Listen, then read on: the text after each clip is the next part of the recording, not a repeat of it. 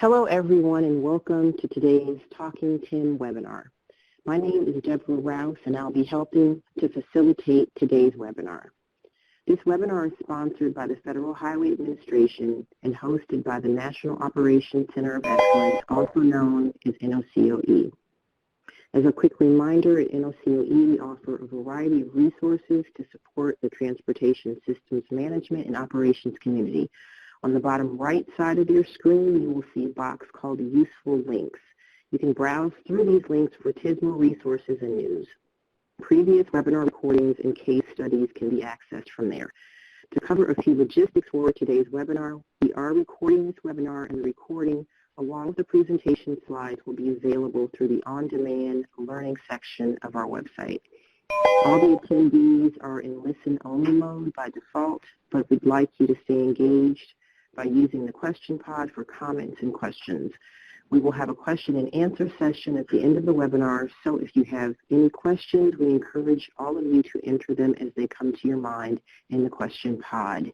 The questions will be read out loud one at a time by the moderator, and presenters will answer each question. So that is all I have, and I will now turn it over to our moderator, Paul Jobin. Hello, everybody. Deborah gets the slides up. We'll just apologize that we are having technical difficulties today. I just got in a few seconds ago, and our first speaker is not in. So a lot of issues today. We don't know exactly what's going on, but our speakers from Arizona are blaming it on my technical ineptness. So I don't think that's it, but that's what they usually go to. So we'll get started, and we might have to have, looks like Rebecca is not in yet, but if Captain Cartier and Angela can plan on going next, then we'll do that. Today we have Meet the Executive Leadership Group, Dia Gaynor from the National Association of EMS Officials. Another reason why they don't let me be responsible for my own calendar is that I sort of double booked us. I coordinated the Executive Leadership Group meeting so that it overlaps a half hour with this call, with the webinar. So I jumped off the Executive Leadership Group, and I am calling. I'm here, but Dia Gaynor and Jim Ostrich are going to be going to be late in participating. So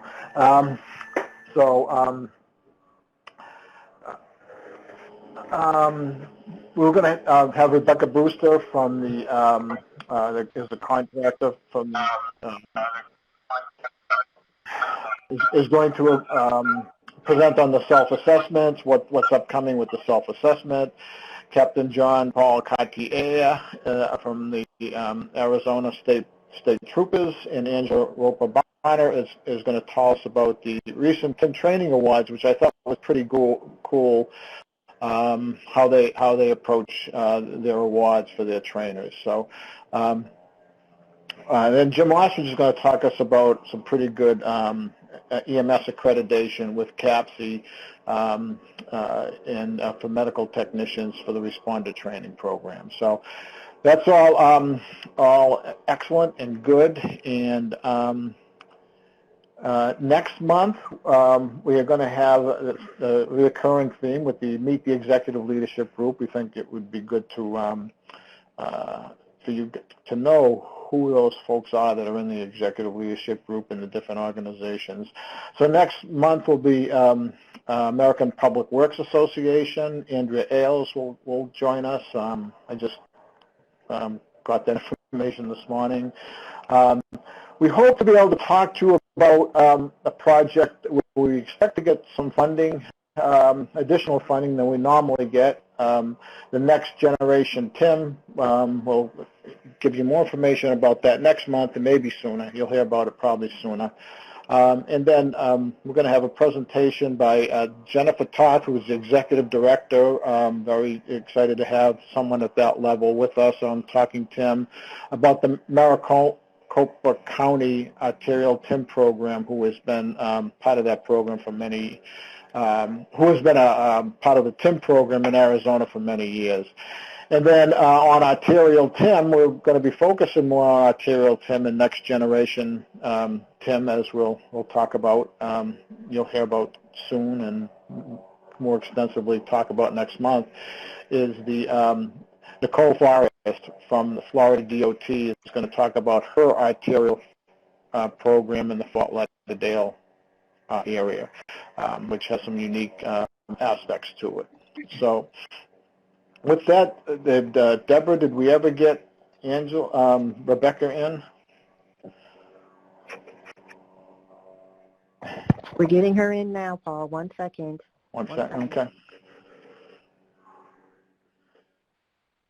And for everyone on the call that can hear the people mowing the lawn across the street, that never fails when I'm on a national call that someone decides to mow the lawn right as I'm talking. So my apologies. Hey, Paul, it's Rebecca.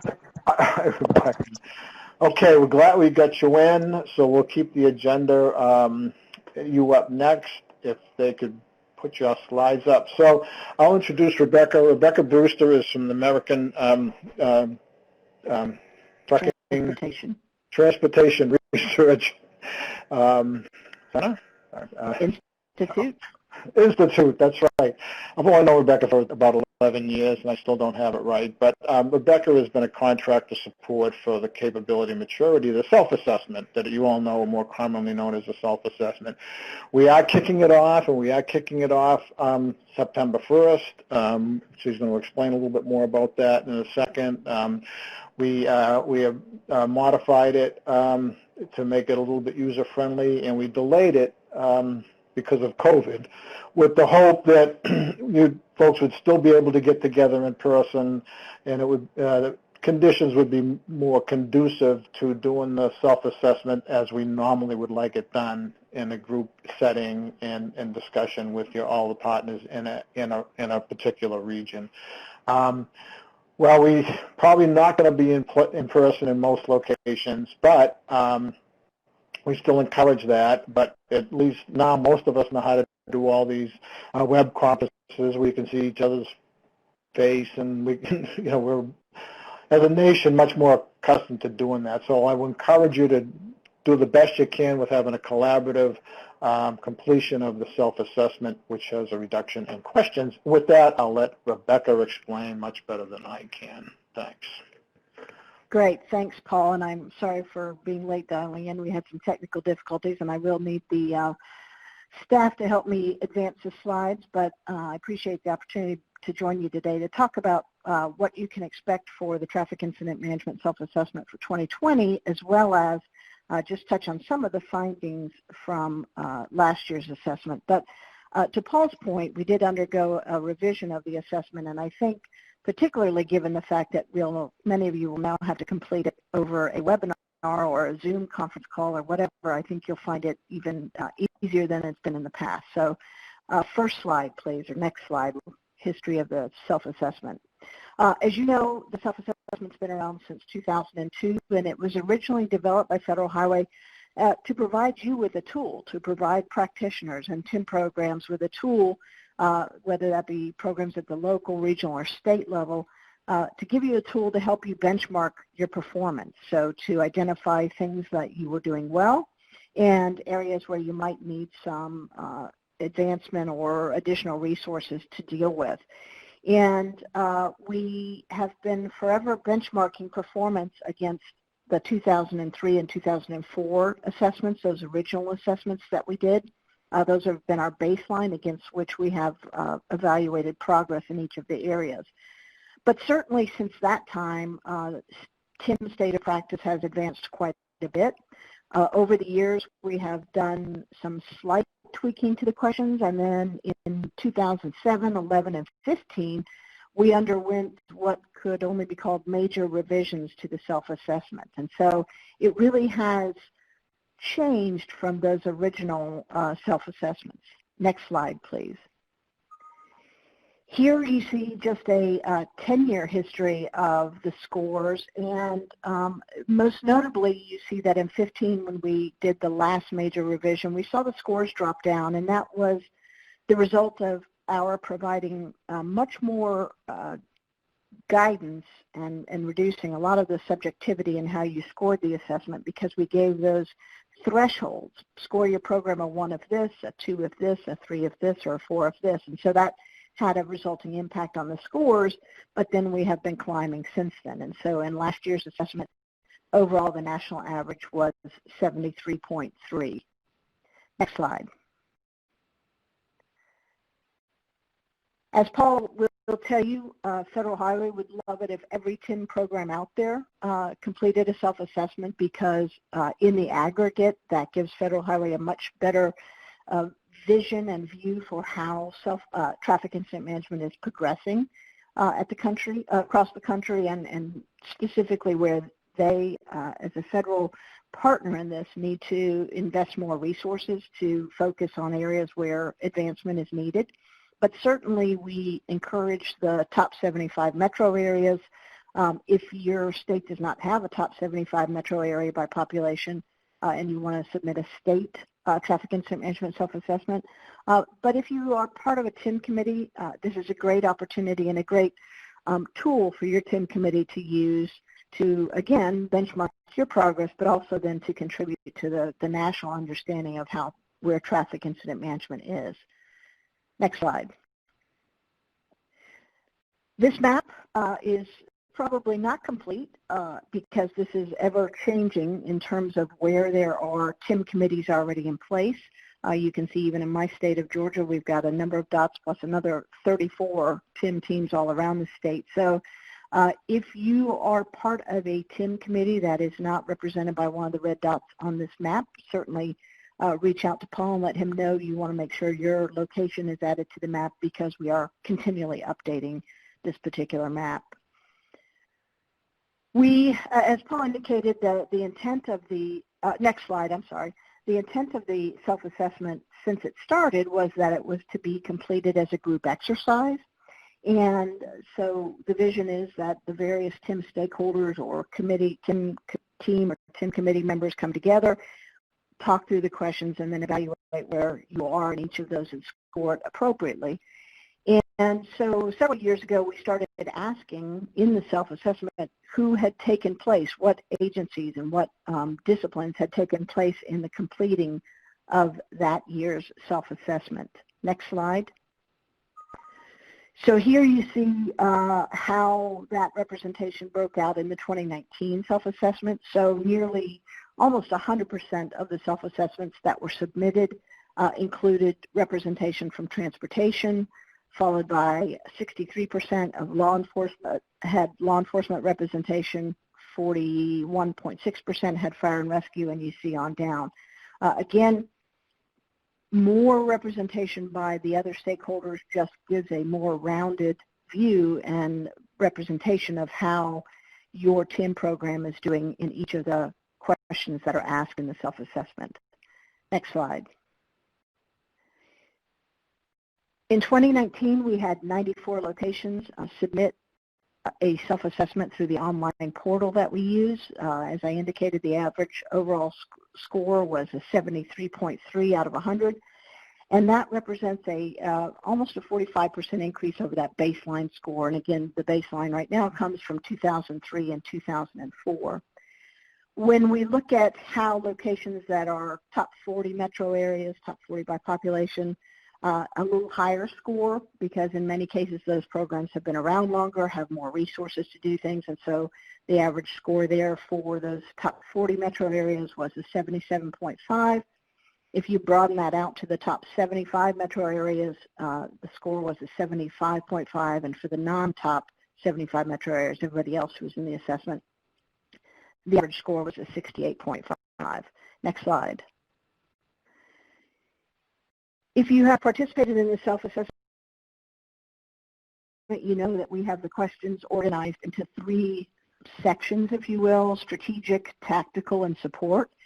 And so here from the 2009 self-assessment are the locations that scored themselves the highest in each of those three areas. And it's just a way, we list this in the National Analysis Report, which Federal Highway publishes on their website. It's just a way for other programs to identify who they can reach out to. If, for instance, your support score is not what you'd like it to be, you could reach out to one of the programs in that column because they have scored themselves much higher and may be able to guide you as you work on improving your score for the next year. Next slide. So as Paul indicated, we have undergone yet another major revision to the self-assessment this year, and that was primarily driven by wanting to reduce participant burden in completing the self-assessment. And so from an assessment that was 55 questions, we are now down to 41 questions. And so we've taken 14 questions out of the self-assessment. We are also going to undergo recalibrating of the baseline scores, because when you think about what the state of TIM practice was in 2003 and 4, which was our baseline, to where we are now, a lot has changed. And so we are going to recalibrate this or rebaseline the scores and start using what the national scores were in 2015 as our baseline. And we believe this will give us a more realistic measure of progress, one, given how many different revisions the self-assessment has gone through, but really more so because of how the state of TIM practice has advanced over those years. Next slide. We took questions out of all three sections of the self-assessment. The strategic section, we took 7 questions out. Out of the tactical section, we took 5 questions out, and the support question we took 2 questions out. It was only 5 to begin with. And if you took part in the self-assessment last year, you know that was the first year where we took out almost all of the non-scored supplemental questions. Those questions we were asking you to just provide more color commentary on each particular question. And that was great information for us to have. It helped inform the National Analysis Report, but it was adding to your burden in completing the self-assessment. And so last year we pulled out all but 4 of the non-scored supplemental, making it easier to do the assessment, and obviously those are still out of the assessment. So overall it is a more streamlined assessment. Next slide. How did we choose what questions to pull out? Well, we certainly had the feedback from Federal Highway Administration, but we also had feedback from those of you who have been participants in the self-assessment for a number of years. And you, over the years, have identified questions that you thought were redundant, which we don't need. We can ask something once and check the box on it. Or they allowed for too much subjectivity in the response. So it's really didn't give us an apples-to-apples comparison. Or they were just past their prime. They were no longer reflective of current TIM practice. Next slide. We also took out 6 questions that really were ones where nationally TIM programs had checked the box on. They were questions where over 90% of the respondents consistently scored this a 3 or higher. And really that tells us that whatever was the TIM practice that was being queried in that particular item has been institutionalized. Everybody's doing that. They're scoring themselves a 3 or a 4. And so you might like those on the assessment because they help raise your score up, but really and truly, in terms of reducing the burden of doing the assessment, we don't need to keep asking about those if those are items that everyone is doing well. And so, next slide. These are those 6 questions that we have removed, and they come from all 3 sections of the self-assessment, out of support, out of tactical, and out of strategic. And so this is, if you will, the last time you will see these questions because they will no longer be part of the self-assessment. Next slide. So as Paul indicated, we moved the timeline for the self-assessment this year because of the pandemic, and so we are going to roll out the 2020 self-assessment on September 1st. We will provide you, as we have in the past, a Word document that is the user guide and questions. And so you can use that user guide to work with your TIM committee or your other TIM stakeholders to come to consensus on how you should score each item. And when you are ready to input them into the online system that we use to submit your responses to the self-assessment, that online portal will open September 1st. And as Paul indicated, we're going to have a training webinar focused on the new self-assessment on September 1st at 3:30 p.m. And I know that Paul sent out that notice to everyone on his point of contact, TIM point of contact list, and we sent that out as well. But if you do not have the link to that training webinar and would like to participate, you reach out to Paul and we'll get that to you. By September 11th, but probably before then, we will send to everyone who participated in last year's self-assessment, we will send a copy of what your 2019 summary report, that report that you get when you've submitted all your responses, because we think that's helpful and useful for you in evaluating how you have progressed in each of those questions since last year. And so we resend those summary reports back out to everybody at the start of the cycle so that you can use it in responding in this year's cycle. As we have done in the past, within 1 day of submitting your scores through the online portal, we'll send you confirmation that we have your scores. And then within 3 weeks of that, you will get that 2020 summary report that'll have your scores. We will score your assessment overall and in those 3 subsections, as well as a list of recommended actions. And that's really the outcome of the assessment is, how can I get my scores up? What can we do to improve in these areas? And so Federal Highway has developed a list of recommended actions if you want to take your score from a 1 to a 2 or a 2 to a 3 or a 3 to a 4. That summary report will have those recommended actions for each of the questions in the self-assessment. The other thing we will send you is we will tell you under this revised scoring scheme now with these reduced questions, we will send you what your score overall and section score would have been on the 2019 self-assessment, given if these questions have been taken out last year, just so you can compare your section scores from last year to this year, and again, just use that as another check on how your progress is in each of those areas. Next slide. Of course, Paul at Federal Highway is your primary contact for the self-assessment, and I've listed his contact information there. And then Carla Rose and I at ACTRI are on the contractor support team, and we are certainly available to answer any questions. If you are not able to participate in the training webinar next week, we will be recording that webinar, and Carla can make a link to that recording available to you. But with that, Paul, I think I'm done with my presentation. All right, Rebecca, good job landing on your feet after just within seconds being given access to the webinar. There's a few questions I'll just answer very quickly. Ramona, we're going to have to, I have certain contractual obligations to have get the report and get some of this work completed. So, Rebecca, what did we say was we were going to close the self-assessments this year? The plan is to keep the online portal open through November 15th. So November 15th, Ramona, if you can't meet before then, I'm sorry.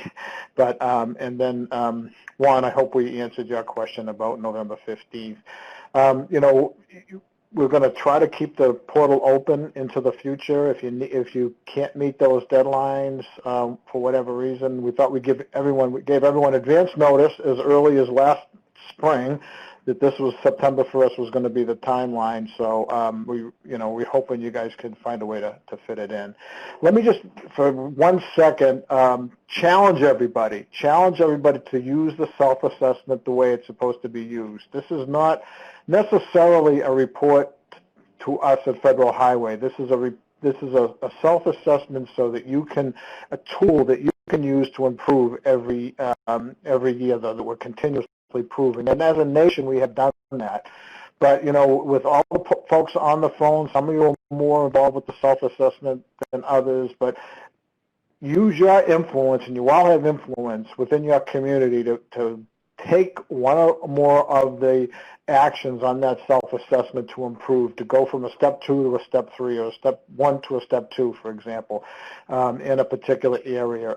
That's what it's all about, and that's what, so I challenge you to stir the pot and to get that going and to use it this year. So we appreciate all your participation, and I would like to see more committees. This is a great activity for a committee. I'd like to see more submissions this year. 95 is a good number, but 94, 95 is a good number. That's where we usually are every year, but I'd like to see more. So with that, I think we'll move on to our next speakers from Arizona, my friends from Arizona. Two of my favorite people, actually, throughout the whole country, among my favorite people, Captain John Paul Cartier has been a tremendous TIM champion throughout, in Arizona. He's the chair of the TIM committee, the coalition that they have out there, statewide coalition. In spite of the fact that he has different duties, he keeps that position, and he keeps championing TIM. And he has a great story to tell about the use of TIM data in Arizona that we won't share with you today. But and also along with him is another favorite person from the towing industry, Angela Roper Barnett, who is been a great champion of TIM for his many years. More than I've been with the Federal Highway Administration, but I've known her almost as long as I've been with the Federal Highway Administration. But the thing I really like about Captain Cartier is she has some similarities with me. That's why I got to like him better than most, because he's from Massachusetts and he's a New England Patriots fan, so that's very important. And I'm doing all this double talk because the slides don't seem to be loading. At least I can't see them. How does it look to you, Captain? I can see him, Paul. You can? Okay. Then I was stalling for nothing, but I meant every word I said. But anyway, so Captain, why don't you take it from here then? Hey, great. Thank you, Paul. My compliments to you, and also Rebecca, great presentation. Today, everybody on the line, just so you're aware, Paul asked me to just do a very brief overview of the Arizona TIM program. A number of the things I'm going to talk about, could be probably a TIM webinar, like a lot of states that have advanced programs and are working very diligently in these areas to expand their efforts and advance their TIM strategies as the years progress, and we're capable of more things in coordinated effort. But today I'm just going to go over a couple of brief slides. I'll be able to answer any questions if they get more specific. But my area of responsibility, I'm assigned to the Metro West District. I am the district commander over that, so that's basically everything, the western half of Central Phoenix all the way out to the La Paz County line. We've got a very big area. One of the things that I am tasked with doing is chairing the Aztec TIM Coalition, the Maricopa County-based TIM Coalition in the state of Arizona. One of our largest initiatives, and I'm kind of breaking my presentation down into 4 major areas today as I advance to the next slide, is TIM training. As most states are doing, or all states are doing, there is a TIM training program here. We're focusing that TIM training at our baseline user level. We've got that training available to all of our folks in the academies. We're utilizing the training in all of the major incident responder disciplines: towing, law enforcement, fire, EMS, DOT, and transportation. And what really we've advanced over the last several years in the training effort, so to speak, is traditionally when, back in the early years when we were starting this with federal highways, we were focused on obviously fire, EMS, and law enforcement.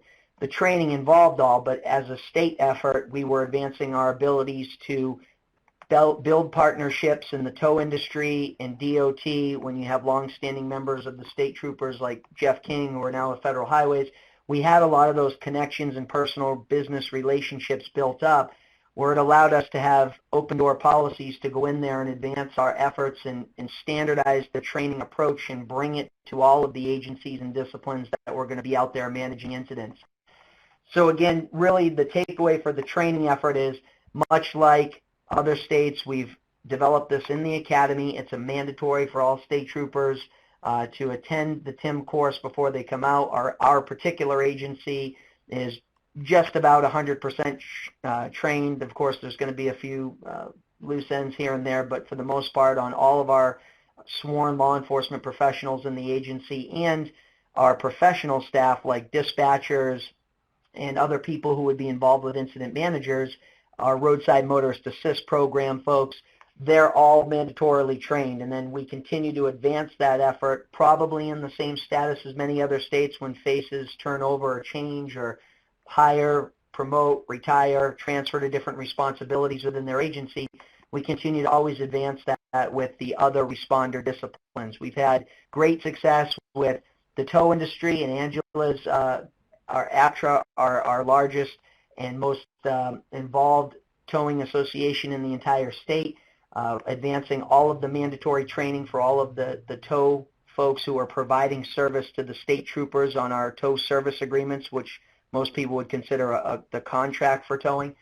And that has expanded into our ADOT IRU, Incident Response Unit. All of those folks are trained. All of the MCDOT REACT folks who are responding to incidents from the DOT sides are trained. So it's really a global effort to advance the training in all of these different areas and memorialize it through policy and transitional leadership, changes that come over time.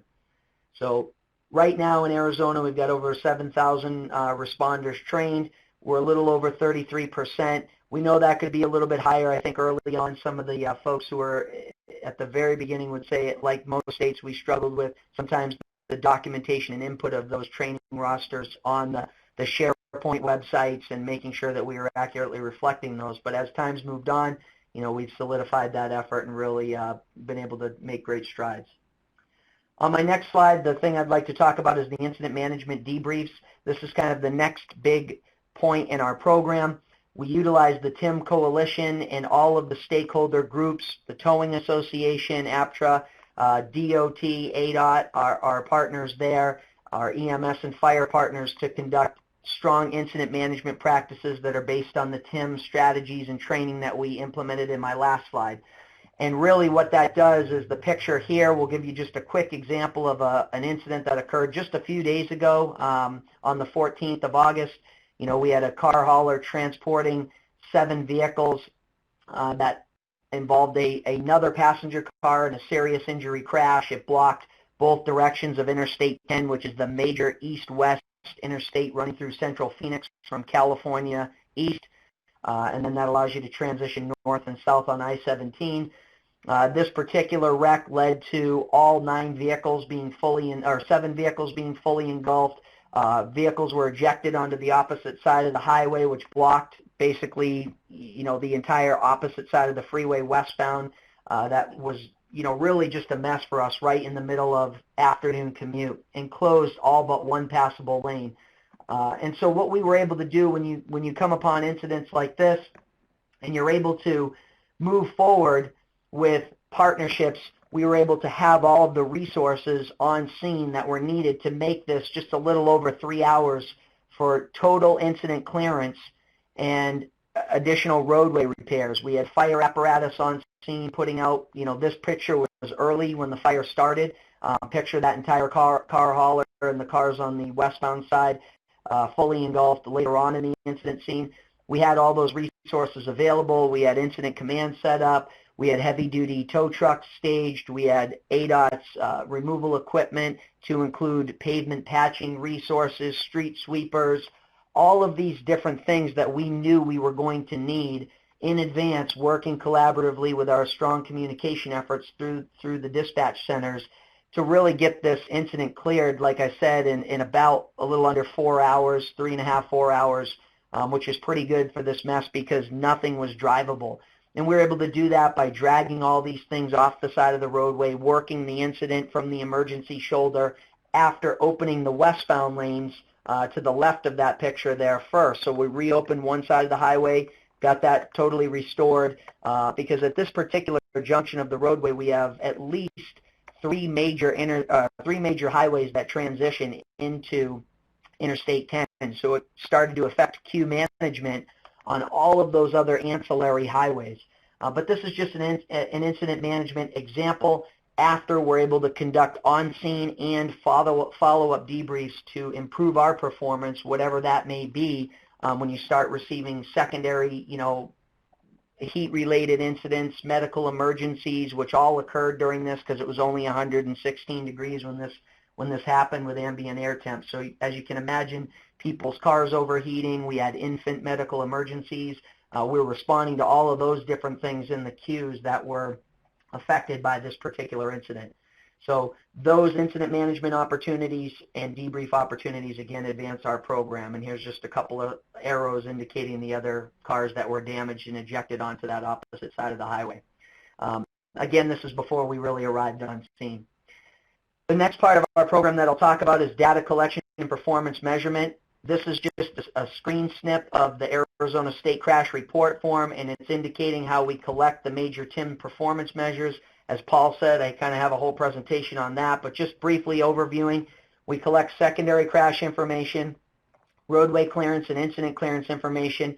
We document what discipline of responders were involved so we can collect accurate data, move our program forward with analysis on what strategies are working, which are maybe needed to improve our program. This is one form in the TRACS software system that we use. We also have a full road closure report, which has a full page of very specific information to include, what UAS or drone, equipment we deployed, what specialty investigative units like our vehicular crimes unit or react teams for collision investigation, you name it. We're able to collect all of that data when they got on scene, everyone from the OME, the medical examiner's office if we have a fatal, whatever it is we need to collect for data we have on that form so we can measure it and different work groups throughout the agency can actually use it to, again, better advance our program. So this state crash report form along with internal forms that we're using provide us the opportunity at both the state DOT level and the state trooper level and others to analyze the programs and the strategies. And this doesn't even include the opportunity for the private industry, the towers, and Angela, their towing association group members to analyze their own data using their electronic reporting systems in their tow trucks. So again, just all a collaborative effort. The last screen I have for you today is our Aztec TIM Coalition. It's our largest and most organized group in the state. It does impact statewide TIM strategies, training, policy direction, and advancement. We work with the PAD group down out of Tucson, and they're a little bit more loosely formed TIM Coalition, but we're working to, again, collaboratively bring that together and make it more standardized to fill out our TIM self-assessments, as Rebecca was talking about earlier, and really build the programs in both the Tucson and the Flagstaff area so we can expand statewide efforts to have very centralized, TIM coalitions with clearly driven mission and vision objectives that we want to accomplish. This is an example of our TIM website in Arizona, just one page on it, and where we can direct you to all the different resources at the federal, state, county, and municipal level to access TIM training, connect with others in the state. With that, I probably went a couple minutes longer than I wanted to. I would like to transition, if Paul's okay with that, to Miss Angela Roper Barnett, who is not only our APTRA, Arizona Professional Towing Recovery Executive Director. She's been in that position for several years here, but has prior TIM experience around the country. In Texas, heavily involved with all of their public safety groups there on the fire and towing side. I believe, if I'm not saying the wrong state, also Utah, towing stuff, responsibilities there, and then professionally working with Federal Highways and NHTSA nationally on several groups to advance move-over efforts, secondary responder struck by data collection efforts and standardizing that around the country to put out in report form. And also locally, we're blessed to have her here as a TIM Coalition member, but also the chair of the subcommittee for the Arizona TIM Awards program. And she's going to speak more to that program, what we've developed, and she's been instrumental in over the last year. So with that, Angela, I'll pass it over to you. Thank you. Thank you all. Can you all hear me okay? Yes, ma'am. And how much did you pay the captain to say all those nice things about you? Go ahead. I'm thinking, man, I must owe him lunch or a whole bunch of money for Yeah, that I great would say that would introduction. So thank you. Thank you, Paul. Yeah, I'll get the money from you to give him, okay? But anyway, I am very honored to be a part of the Arizona, TIM coalition. We have a great coalition, but we have a great core group from the major disciplines in the area. And it was within this core group, and most of them I'm seeing are on this webinar as well. So that's great. But let me see here. Advance these slides. All right. So it started at one of our TIM Coalition meetings, and we had talked about it at a couple of meetings, doing awards presentations for instructors around our state that do a fabulous job, going out and taking their time to do these classes. So we formed a committee, and we had representation from DOT.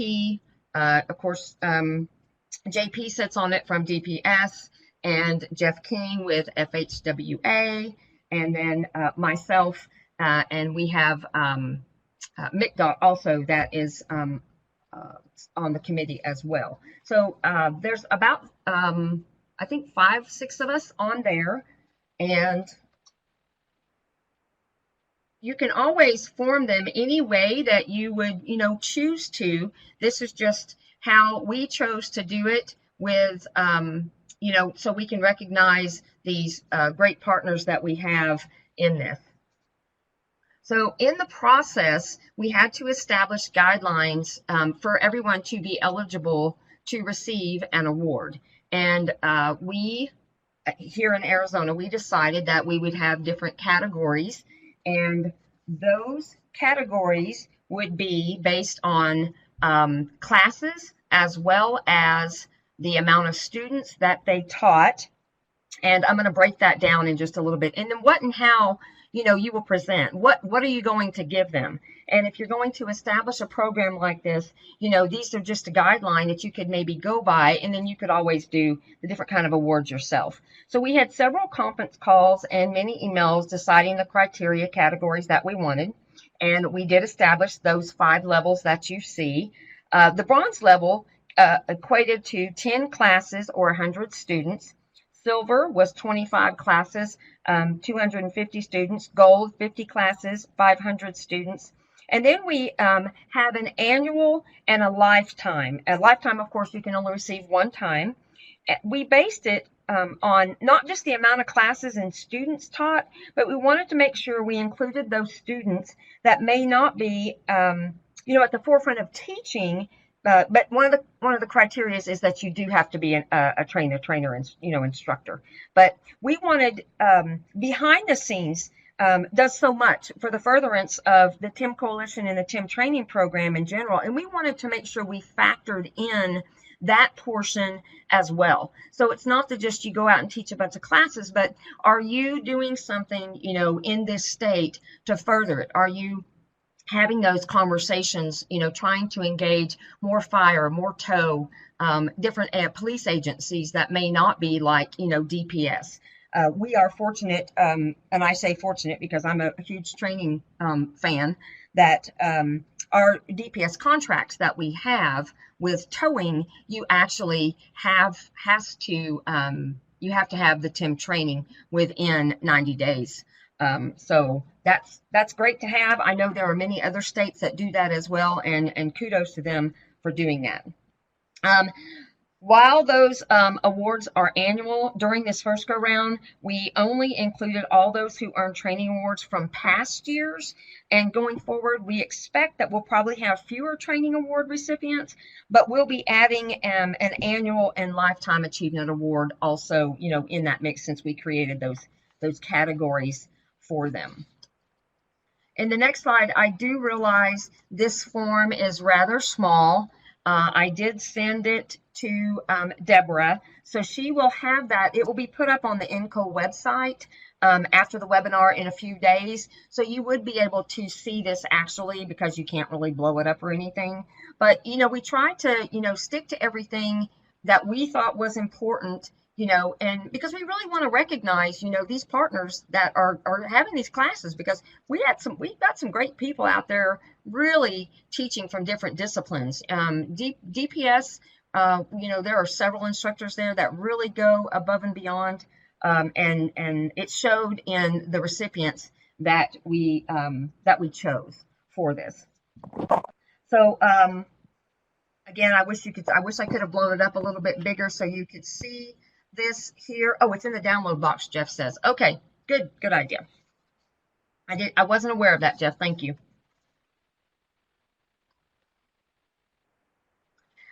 And the categories, as I said, there were bronze, gold, silver, lifetime, and annual.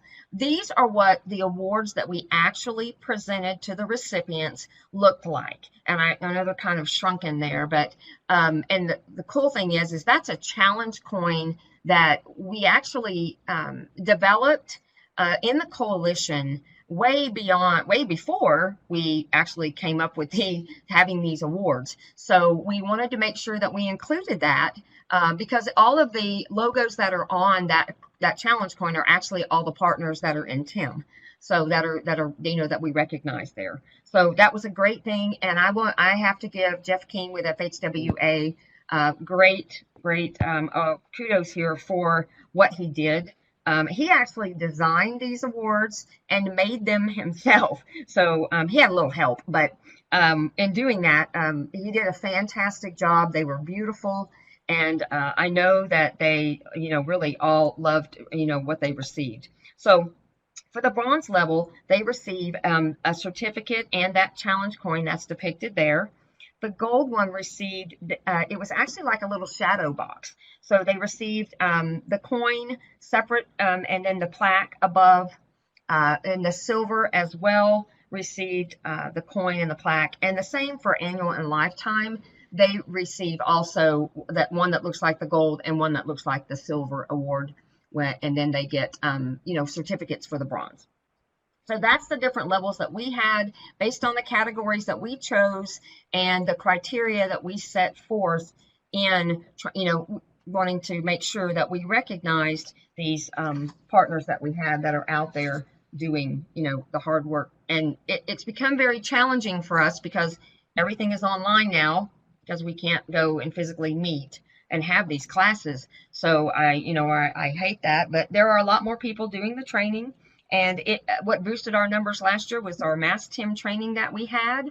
So that helped. We did an enormous amount, over 350 students in one day in remote locations as well. So I want to say, it took a lot of work, but we did get that done. And those numbers help with all of this as well. And then next we had to choose those recipients.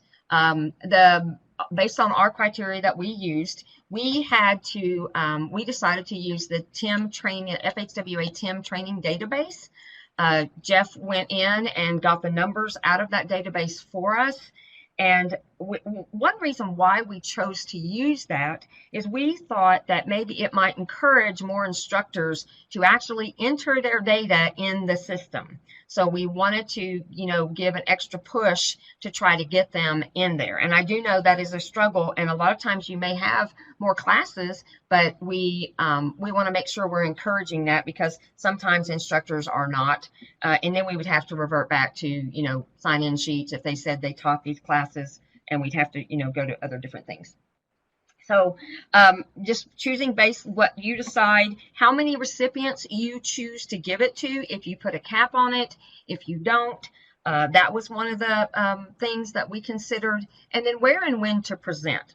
Of course, being last year as our first and it being what we would award this year, we definitely ran into some challenges in doing that. So we presented awards to 2 gold recipients, 2 silver recipients, and 7 bronze recipients when we gave these awards out. Wait a minute. Oh, I can't go back. Okay. Oh, no, sorry. I'm way ahead of myself. So during the presentation, like I said, we had talked about different ideas in trying to get, how we wanted to present this. So we knew we wanted to present it to the TIM Coalition, of course, because that's where all this spurs from, that we wanted to do that first. But we wanted to make sure that, they get enough recognition so they would, feel encouraged to continue training. We really wanted to see that, and we hoped if we gave them enough that it would really push them to do that. So we originally thought we would present during National TIM Awareness Week, after announcing the recipients to, of course, our TIM Coalition. We also discussed having a TIM conference, but again, COVID kind of decided all of this for us.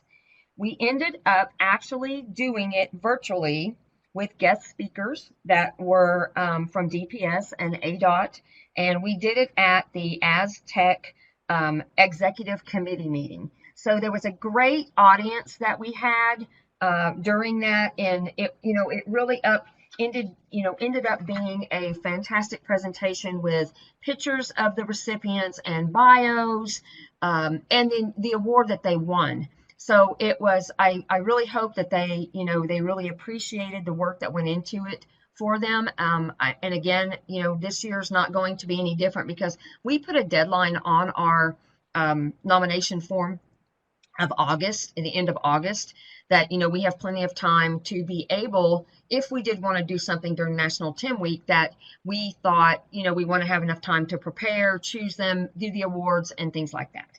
And again, it's going to be another battle for us this year because of, the pandemic kind of has messed a lot of things up when it comes to doing that. So the next thing that we decided was after action review. That's the best wording I can come up with, being that, we deal with crashes, incidents on a daily basis. So after the presentation, we kind of got together, did some emails, had a conference call, and went over, how well it went, how, what can we do different? And, we're always looking for better ways that we can grow our coalition, how we can make people get more involved in it. And we really wanted to do the same thing with this awards presentation. I don't know anybody who doesn't like a great pat on the back every now and then. To say, good job and thank you for what you're doing. Saving lives is important, and I believe that this TIM training really can help save lives. So we talked about the items that needed to be changed, and then if we were going to keep the same committee members, we do allow in there 7 members to be on that committee. Based on, on the form, it tells all of that. So when you'll see that on the form. And but we did. So I think right now we're going to stay with the committee that we have. Chairs may come and go, and people may, but we do allow for that to be able, so we can get some new blood in there from time to time, because eventually we're all going to be old like Paul, and we're going to have to move on. So that was uncalled for. That was for sure.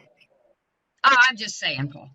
I was talking about a different Paul, not you. Sorry. Angela, thanks so much.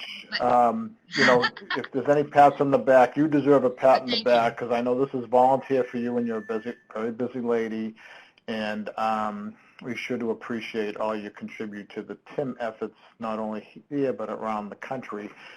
We do appreciate it. So, but I'm running low on time. Thank you very much. So, as usual, but we started 10 minutes late because of technical difficulties. But I did want to get to a very important person in our life, which is Dia Gaynor, who is going to, he's on the executive leadership group. So as part of our Meet the Executive Leadership group, Dia is going to explain her organization, and she represents EMS, and she's a very strong advocate for EMS, and she's pointed her finger at me a few times about inclusion or not inclusion of the EMS community, and I've got the message. Took me a while, but so she's a very important, very significant partner to us nationally with the TIM program. So Dear, if you could give us an overview of the organization, and thanks for joining us after the LG meeting that I totally messed up on the time. So, Well, thank you. I'm at your disposal. Can you hear me loud and clear? yes, we can. Lovely. I was going to do what you just said a little more obliquely by thanking Captain Cartier for calling out EMS separately as such an important resource in addition to law enforcement and fire at traffic incident scenes, especially those scenarios with collateral, medical emergencies and other injuries that can happen, after the crash, after the motor vehicle-related incident. So I'm the executive director of the National Association of State Emergency Medical Services Officials, which is the acronym is pronounced NASEMSO. I spent 8 years working for the state of Maryland's EMS office, and then 19 years as the state EMS director in Idaho, and really went from one extreme of system sophistication to another. But what really makes me part of the TIM Brotherhood is that I spent 12 years in suburban Philadelphia and Baltimore as a firefighter and paramedic. And in both of these locations, we had wicked, cobwebs of state, interstate, U.S. highways and toll roads, and I specialized heavily in vehicle extrication and heavy rescue, and in short, that's how I became the biggest transportation junkie in the EMS industry. So next slide. Or am I advancing? That's right. I will do so from here forward. Thank you very much. So, the topic of EMS, emergency medical services, the, 11,450 ambulance services in the United States and another several thousand non-transporting EMS agencies are the real focus of what I'm going to share with you today. So I shared this slide, which is a real sign about 45 miles north of my home in Boise, Idaho. As this may be foreign territory, but I hope it's interesting and informative for all of you. In short, I love this World Health Organization diagram because it just packs it all into one page. EMS has a very complicated job to do, beginning at the scene in the lower left-hand corner, and then not just clearing the scene safely and going back to a station or to a post, but then all of the considerations and notification issues that have to happen for transportation of the patient in an ambulance, by ground, by air, the medical interventions that are necessary. That's a transportation issue. And getting that patient to the most appropriate hospital, not just the closest hospital, and the handover that has to happen and the preparation of those clinical staff to care for patients who regrettably on too frequent an occasion are a fellow emergency responder. It takes a lot of moving parts and a lot of system coordination. And that's really the heart of what state EMS offices do. So those are our members. Every state has an EMS office, including the District of Columbia and 5 territories. Most of them are based in the State Department of Health. So they may not be sort of partners who are right down the hallway in a Department of Public Safety, let alone a Department of Transportation. And if you're working at the state level and don't already have a first name basis relationship with your state EMS director, I really encourage you to seek them out. And if you need my help, my email address will be on the final slide. But they're regulatory organizations. First of all, they license all the paramedics and EMTs in your state. That gives them some pretty significant leverage on establishing requirements for education, for training, for continuing education, for the conditions that organizations have to meet in order to be licensed as a ground ambulance or as a helicopter or even fixed wing EMS agency. There are about 750 air ambulance organizations operating in the United States today. They also mandate, in almost every state, mandate patient care reports be submitted by through the National EMS Information System that's funded by NHTSA, and those reports are sent first from the local level to the state EMS office, and the state EMS office then transmits those reports to the national repository. And that patient care reporting is voluminous. There are currently about 37, 38 million records a year submitted to the national repository that contain a wealth of information about motor vehicle-related incident victims. State EMS directors and their staff are also responsible for systems of care for time-sensitive emergencies, with trauma being the long-standing earliest foundational system that most states stood up, largely due to influence related to motor vehicle crash death rates in states, and the fact that the clock is the trauma victim's biggest enemy. And ultimately to work on innovation and improve safety and patient outcomes. Almost every state has the 6 categories of expertise resident in their office related to, as I mentioned, that regulatory practice of licensing personnel. Every state, with rare exception, Wyoming is the only one that immediately comes to mind, has a physician who serves as a specialist for advice and clinical inputs into the system, the state EMS data manager, the state trauma system manager. Almost every state has a program specific for pediatric patients, and where motor vehicle-related incidents are the leading cause of death for children over age 1. That tends to be motor vehicle specific and heavily focused. And also, understandably, without uttering the phrase COVID-19, health and medical preparedness is an ongoing focus area for our members. We also have committees, 4 of which are germane to traffic incident management. One is the Highway Incidents and Transportation Systems Committee that's most closely aligned with TIM efforts and initiatives.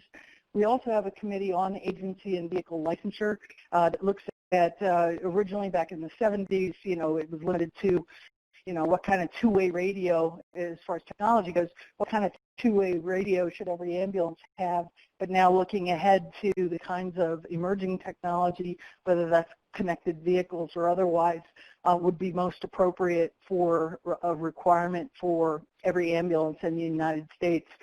We also have a rural EMS committee that quite understandably is heavily focused on motor vehicle-related incidents, and a communications and technology committee, and 6 others. But these 4 that I've listed are the ones where we do the most TIM-related work.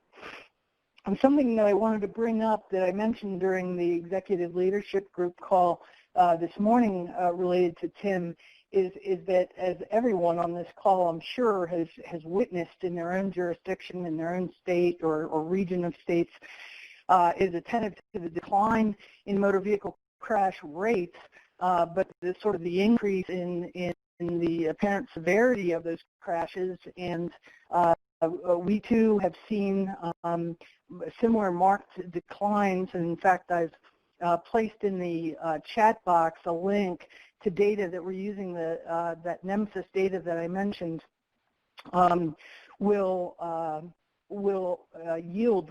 yielding, I should say, weekly results using the paramedics and EMTs reports about motor vehicle-related incidents, and displaying those over time beginning last fall by both counts and rates compared to 2 prior years. It is visually very telling. If you function at the state level and are interested in seeing your state-specific data displayed the same way, that is available, again, through your state EMS office, or I can help you make that contact. But with increased severity of crashes comes increased use of helicopters, because severely injured patients can't just be driven to the closest hospital, and this is imperative in rural areas because the trauma centers are not on every street corner like they are in urban areas. And the increased use of helicopters has made some light bulbs go off, because that's while maybe low frequency, but a high criticality event. And that's sort of raised some awareness about, wow, the use of helicopters turns, a complicated situation into a chaotic situation. It often involves closing the road. I know every traffic engineer in the country loves to hear that a state highway is being closed to land a helicopter. The delay in clearance that the use of a helicopter causes, because rarely is the patient ready at the exact same moment the helicopter lands.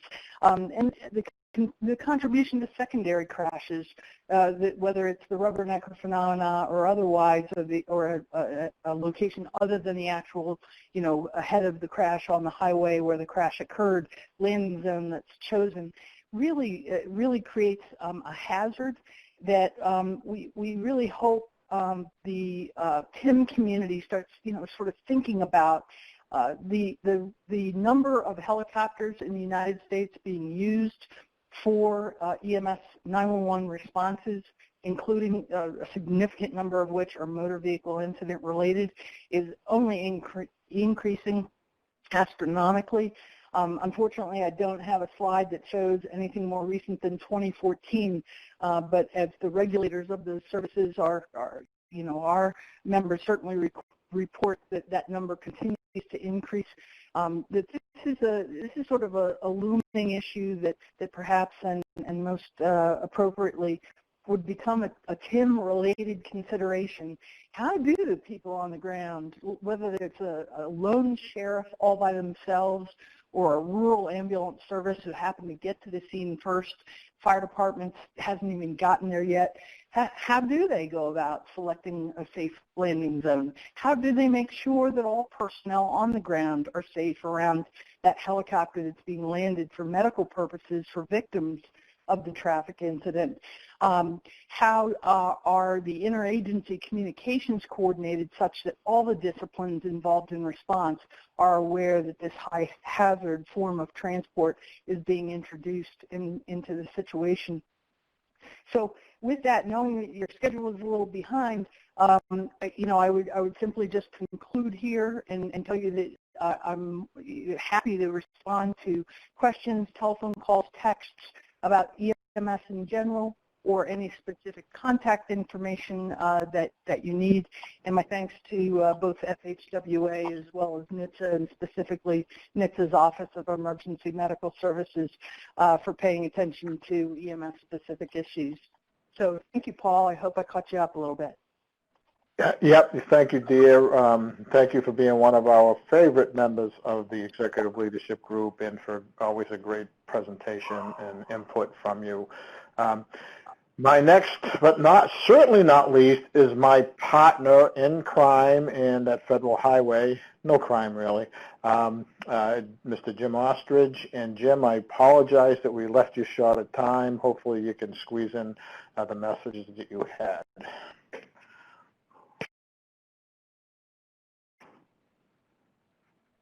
Are you there, Jim? Jim is having technical difficulties also. Okay. Just you there, Jim? no, he's not on yet. Oh, okay. We're not sure if he's going to be able to get on. He's still having some issues. So. Okay. So today is Issues Day. So what I can do is I can run through a few of his slides. Towards the end of his presentation, I probably am not qualified to talk to, so we might have to put those off. But the first slide said, Jim, if you do make it on, just interrupt me, and or Deborah, if you see that. So you want to do Q&A, Paul, if you want to do that? Yeah, well, I've been keeping up with the questions, very few questions, but answer them as we go. Okay. And yeah, so I mean, we don't know if Jim's going to make it, right? So right. Let's just finish what we're doing here. So this is the total train to date. We believe it or not, even during COVID, we have been increasing the numbers, not at the rate we would normally be increasing the numbers. We are still very much interested and increasing the numbers by whichever way possible. We're seeing more and more folks around the country doing the 4-hour sessions via Zoom or whatever other platform that's sensible, and we've seen them with some success. So we're also seeing people, an increasing number of the online training as well. So that continues to be, we continue to push the training as one of our cornerstones of the National TIM program, and so that those are the numbers. Unfortunately, we continue to get more and more of our responders killed on the highways doing the good work related to traffic incident management. This is Jim's area. He keeps a close eye on it. He participates with groups from around the country, with the national community. Angela Roper is actually on that committee as well.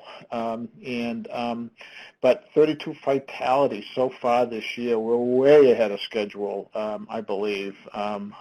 So we need to get those numbers down. And if it was Jim, he'd be probably raising his voice right now. So I won't do that, but I can tell you that we're all very passionate, as well as I know most of the folks on this call are as well. So this is the map, the number of responders trained, the web-based versus the web-based, in person versus the web-based training. We'll continue to increase those numbers. Those are your states. Take a look at your state and try to shake things up and get things going out there in your state. Total number state by state, trained by state. We're very close to the 500,000. We need to get to that 500,000 sooner rather than later. 5 more than last month. Mary just noted in the chat pod. Good catch, Mary. That's it's horrible. It's really horrible, and it pains us each and every one of them. And think of the families that are impacted by that as well. There's our percentage map. We continue. This is August 10th, by the way, as of August 10th. We continue to look at those numbers, and would like to be at 100%. We know that may not be realistic, but certainly we are continue to make progress, and we appreciate it. So I'm not going to do this any kind of justice because this is Jim's baby, as most things with the training. But we just recently got the Commission on Accreditation Pre-Hospital Continuing Education. The 4-hour TIM training is an accredited course with CAPC, they call it CAPC. So we're very excited, but now we're able to do the NHI course can be used to capture those certificates. So we can point EMS to the NHI, the training, the National Responder Training, and then they will get credit for that. And that's what I understand anyway. So I hope we'll have Jim on the next webinar. We'll have less technical difficulties, I'm hoping. And hopefully Jim can explain that a little better, but I think I sort of get the gist of it. You got it right. You got it right. You got it right. Oh, I got it right. Okay. All right. Is there anything else, Dia, that I missed that you thought I should? No, every EMT and paramedic has to take accredited continuing education to keep their license as an EMT or paramedic. So this is a big attraction, big magnet. Oh, excellent. So those of you out there that help us with the training and help push the training, you can push the EMS community, reach out to the EMS community, and that's another little piece of information that they can use to keep up their certification. So, yeah, I'd recommend that. So Jim is on the case. Jim's leading our effort with the National Traffic Incident Response Awareness Week. He's already started calls. We had I forget how many people he told us, but it was a significant number of the first. I couldn't make the first call he had to coordinate National Incident Response Awareness Week for 2020, but it was a phenomenal number on the webinar. yeah, we continue to work on us, so stay tuned for that. Scott, I don't know that they can do that. They won't get the same accreditation. I think they need to go through the NHI. But but Jim would have to answer that question. And Jack Sullivan's answering your question, Jim. So with that, we had good plans today, but we have a new team member. 75% of his time is going to be working with Jim and I. And his name is Joe Tebow. He's from Maryland. He's a 44-year volunteer firefighter, all ranks within. He's from the just outside Baltimore area, and we'll have to let him introduce himself more sufficiently on the next webinar. So. Coincidentally, we found out by accident he goes a long way back with Dia, and you know what a long way back means. So I go a long way back with a lot of people too, Dia, so don't feel bad. So with that, if there's anyone else that has any more questions, we continue to encourage the training and everything else. We have some exciting news next month. I guarantee it's exciting for Jim and I for sure, and for the Tim, some of those other folks within the Tim community. But what's Laura saying in here?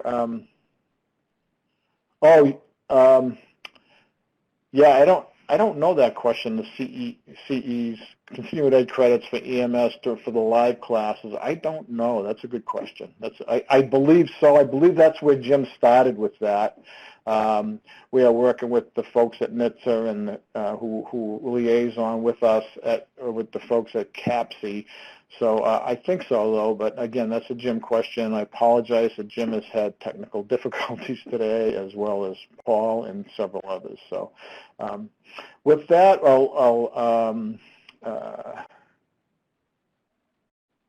people are still chatting, so we'll leave the web room open for a minute, and I could sing to you to kill the time while we have the web room open, but I won't do that because then everyone will be hanging up. But we're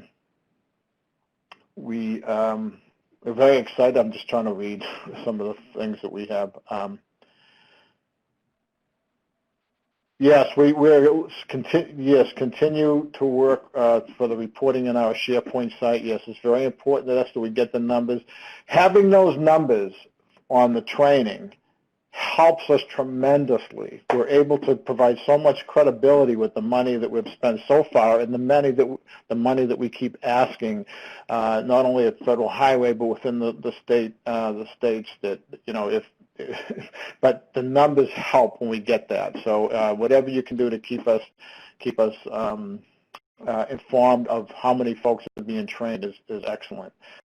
Once again, I want to thank everybody that participated with us today, everyone's patience, and the speakers in particular. With that, I think, while people are chatting there, I think I'm going to hold the room open. If you need to go, you go. If not,